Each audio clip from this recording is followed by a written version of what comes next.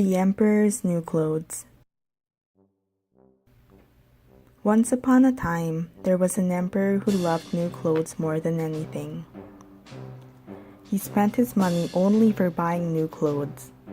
He bought new ones every day and wanted more the next day.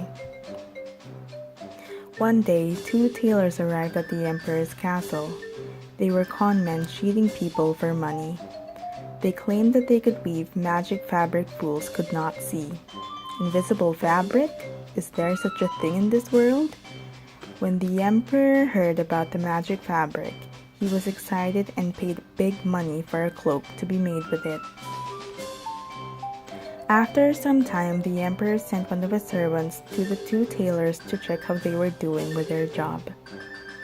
His servant arrived at the tailor's shop and asked them to show the cloak meant for the emperor. The tailor showed the cloak to the servant. The emperor's servant could not see the cloak in front of him. There was nothing.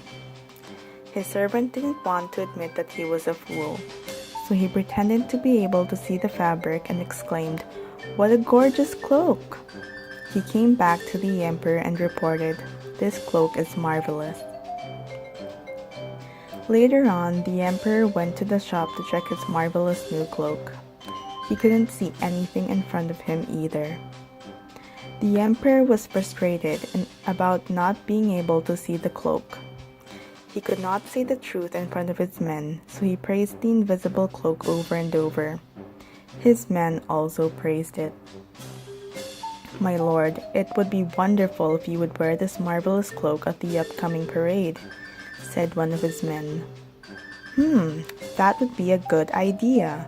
The emperor nodded in approval. The day of the parade, the emperor marched proudly wearing the invisible cloak.